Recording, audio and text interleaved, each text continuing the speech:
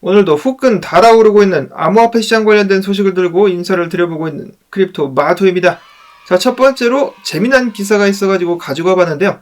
최근에 컬럼비아 비즈니스 스쿨 교수가 암호화폐의 상승은 세대 간의 복수극의 결과물이다라고 이야기를 해가지고 많은 관심을 끌고 있습니다. 청년 세대와 60세 이상의 베이비 부모 세대 간의 갈등, 어떤 갈등이 있는 것일까? 바로 그동안의 경제를 지배해온 선배 세대가 자신들의 이익을 위해 경제 구조를 변형시키고 부채를 쌓아올린 결과 후배 세대가 그 부담을 지게 된다는 것을 의미한다. 후배 세대는 이 구조를 파괴함으로써 생존을 모색한다. 젊은이들 사이에서 암호화폐가 인기를 끄는 이유는 바로 경제적 불안정성과 부의 불균형 때문이다라고 그는 이야기를 하고 있는데요. 한국 같은 경우도 뉴스 기사 댓글들을 봤을 때 이와 비슷한 이야기를 하는 것을 제가 종종 본 적이 있습니다. 보통 방법으로는 젊은 세대는 학자금, 융자금을 갚거나 내 집 마련을 할 수 없다라는 것인데요. 그러니까 일발역전을 위해서 변동성이 큰 그렇지만 기회가 있는 암호화폐 시장으로 뛰어든다라는 것인데요. 일확천금을 꿈꾸는 사람들도 있겠지만 이게 아니면 답이 없을 것 같아가지고 뛰어드는 사람들의 숫자도 많다라는 것입니다. 그리고 또한 세대 간의 갈등, 기존의 기성세대 같은 경우는 그들이 마련해 놓은 틀을 유지시키기 위해서 젊은이들이 이 틀에서 벗어나는 것을 원하지 않는다. 미국 같은 경우 암호화폐 부정적인 대표적인 인물들의 나이를 봤을 때 예를 들어서 민주당의 엘리자베스 워런 상원 의원 74세, JP모건의 CEO인 제이미 다이먼 67세, 이제는 작고한 찰리 멍거는 99세, 폴 크루그먼 교수 70세, 비트코인을 압박하는 주범인 바이든 같은 경우는 81세, 공화당 쪽의 트럼프 같은 경우도 나이가 77세, 제롬 파월 연준 의장은 70세, 제닛 옐런 재무장관은 77세라는 것이죠. 그리고 미국 상원 의원의 평균 연령은 65세, 미국 주식의 대부분은 45세 이상의 사람들이 보유하고 있다. 35세 미만의 주식 보유율은 2%가 채 안 된다라고 합니다. 그래서 45세 이상의 사람들 같은 경우는 미국 증시를 띄우려고 안간힘을 쓰게 되는 것이고 미국 증시 외에 다른 곳으로 자금이 빠져나가는 것을 원치 않는다라는 것이죠. 또한 주택 구매자의 연령값을 보게 되면 중앙값 표준이 50세, 미국에서 젊은 층 세대들 같은 경우는 집을 사는 것이 하늘의 별 따기가 된 것이고 한국 같은 경우도 마찬가지죠. 부모님들의 힘을 빌어가지고 집을 사는 사람들의 숫자가 꽤 있지 자력으로 집을 구매하는 사람들 숫자는 그닥 많지 않습니다. 반면에 미국에서 암호화폐를 보유한 5천만 명의 대다수는 40세 미만이다 라는 통계가 있습니다. 이렇게 해가지고 세대 간의 의견차가 갈리면서 젊은 세대들은 너무나 부담이 큰 기존의 틀을 거부하고 암호화폐 쪽으로 돌아서고 있는 것이다. 그래서 암호화폐가 상승하고 있는 것이다 라는 분석입니다. 자, 근데 여기서 중요하게 한 가지 짚고 넘어가야 될 부분이 있습니다. 얼마 전에 통계에서도 나왔다시피 결국 부는 자손들에게 대물림 될 수밖에 없다는 것인데요. 바로 유산 상속을 이야기하는 것이죠. 근미래에 앞으로 어마어마한 부가 젊은 세대들에게 전달될 것이다라는 통계가 나온 적이 있습니다.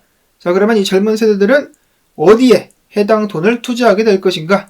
암호화폐가 되지 않겠느냐라는 것이죠.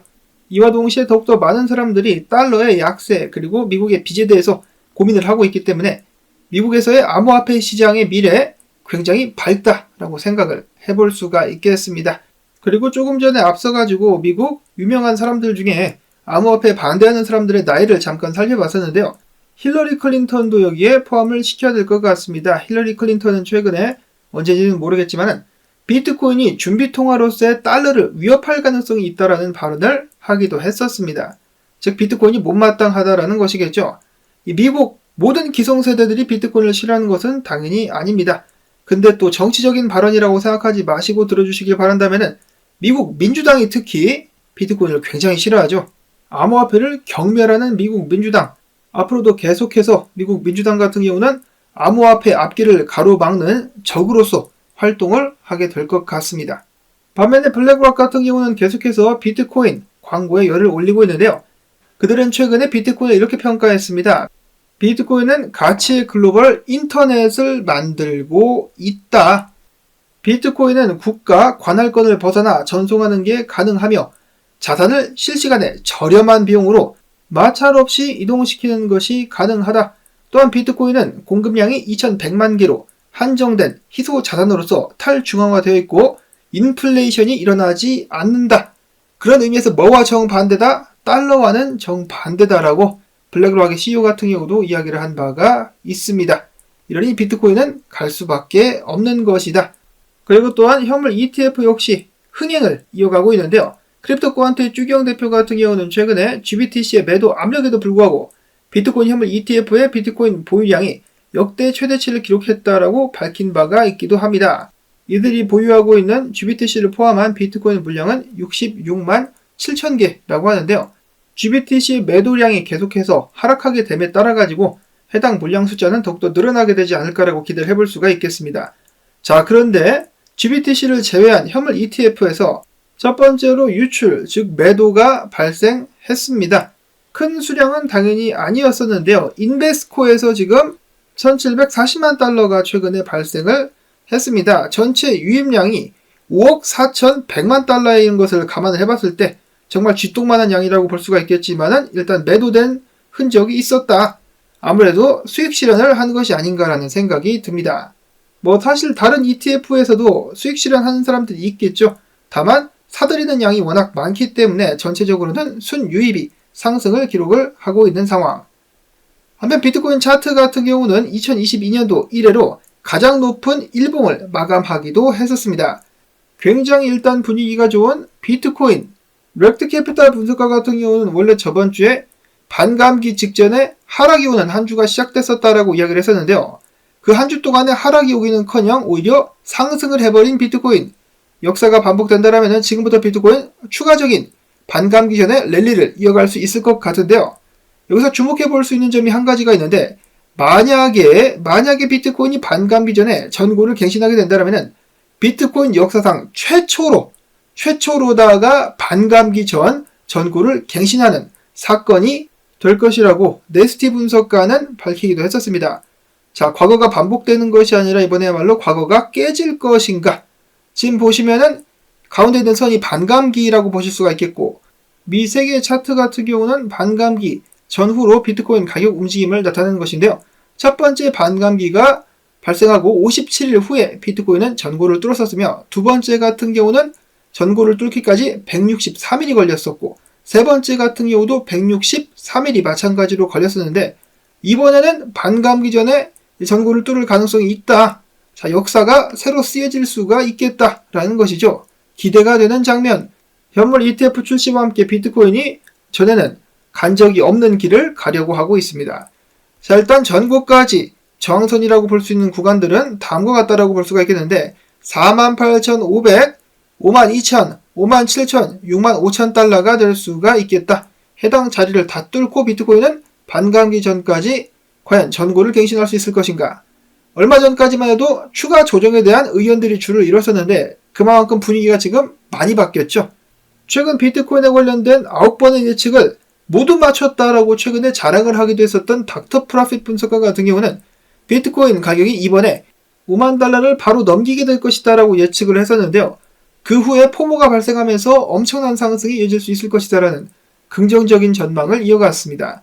반면에 로만 분석가 같은 경우는 그럴 수는 없다.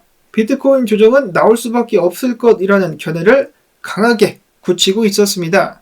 이런 식으로다가 비트코인이 더블탑을 찍고 하락하게 될 것이다라는 것인데요. 그가 예측을 했었던 두 가지 조정 시나리오 같은 경우는 비트코인이 30%가량 떨어져가지고 3만 달러 초중반까지 하락하는 것이었었고 두 번째로는 38,000에서 48,000달러 사이에서 모든 인디케이터들, 지표들이 정상화될 때까지 와리가리를 치는 것이다라고 이야기를 했었는데 최근 비트코인의 강세를 보아하니 한동안 38,000에서 48,000달러 사이에서 와리가리를 치는 움직임이 예상이 되는 것 같다라고 이야기를 하기도 했었습니다. 자, 과연 비트코인 추가 떡상이 나올 것인가 아니면은 지금부터 숨 고르기에 들어가게 될 것인가? 일단 전체적으로 분위기는 굉장히 좋은 상황 이어지고 있습니다. 알트코인 같은 경우도 하나둘씩 기지개를 펴곤 하는데 일단 이더리움 같은 경우는 강세를 보이다가 비트코인 사토시 차트상에서 강세를 보이다가 다시 한번 흔들리고 있는 모습 나오고 있습니다. 이더리움이 형님으로서 길을 좀 펴줘야 알트코인들이 더욱더 신나게 달릴 수 있을 것 같은데 그 시기는 과연 언제쯤 오게 될 것인가? 이더리움 같은 경우는 지금 어버버되고 있다 할지라도 네트워크상에서 활동이 활발해지면서 가스 비용, 즉 수수료가 높은 가격대를 유지하는 모습 최근에 보여지고 있었는데요. 이러면은 이더리움 네트워크상에서 거래하는 사람들은 굉장히 답답하긴 하겠습니다만은 이런 식으로다가 네트워크가 활발하게 사용이 되는 동시에 가스 수수료가 올라가게 된다라면은 뭐가 발생합니까? 이더리움 소각이 활발하게 발생할 수가 있다. 그래서 지난 30일 기준으로다가 11,410개의 이더리움이 소각되었으며 최근에 추세를 본다라면은 발행되는 이더리움 대비 소각되는 물량 1년 기준으로 대비를 해봤을 때 발행량이 87만 1000개, 소각량이 98만 7000개로 약 소각되는 물량이 10만 개 앞서고 있는 모습을 확인해 볼 수가 있었다라고 합니다. 즉 이더리움의 전체 수량은 줄고 있는 상황 속에서 굉장히 많은 양이 스테이킹이 되어 있기 때문에 이더리움 아직도 당연한 이야기겠지만은 기대해 볼 만하다라고 볼 수가 있겠습니다. 해당 분석 같은 경우는 댄 크립토 트레이드 분석가의 분석이었고요. 이어서 이더리움 관련된 재미난 업데이트가 또 있기도 했었죠. 이더리움의 표준 토큰은 대부분 ERC20로 불리곤 합니다. 근데 이번에 새로운 코인의 표준이 나오기도 했었는데 ERC404라는 코인입니다. 이 해당 코인을 기준으로 해가지고 판도라라는 코인이 출시가 됐었고 엄청난 상승률을 기록을 하기도 했었는데요. ERC404가 무엇이냐? ERC404는 대체 가능한 토큰과 대체 불가능한 NFT 토큰을 연결시키는 것을 목표로 하는 새로운 비공식 토큰 표준이다 라고 합니다. 근데 왜 비공식 토큰이냐? 공식적인 토큰으로 인정을 받기 위해서 거쳐야 되는 절차인 이더리움 EIP와 ERC를 생략했기 때문이다라고 하네요. 그래서 아니나 다를까 코인 하나 뜨기 시작하면은 비슷한 코인들 막 나오기 마련인데요. ERC404 토큰들 앞으로 더욱더 많이 출시가 될 것 같습니다. 그 외에 기타 소식으로는 블런츠 분석가 세이가 축적을 마치고 한번 쏠 것 같다. 1달러 이상까지 한번 세이 간드하라고 분석을 남기기도 했었고요. 코인베이스 같은 경우는 스테이터스에 대한 거래 지원을 중단할 예정이다라고 밝혔습니다. 상패라고 표현을 하지는 않았지만 사실상 상패 수순을 밟는 것이 아닌가라는 생각이 드는데요.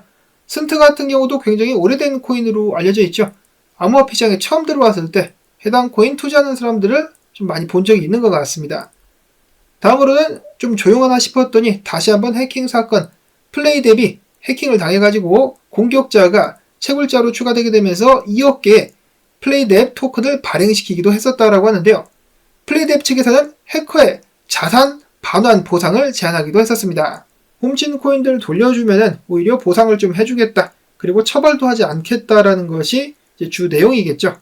나쁜 해커들은 언젠가 꼭 그에 상응하는 벌을 받을 수 있기를 바라보면서 오늘도 연휴 동안에 전해드린 소식들 도움이 되셨다면은 크립토 토마토 채널의 생선전 지원해주기 혹은 고추전 지원해주기 광고 영상 재생 및 클릭을 통해서 부탁을 드립니다.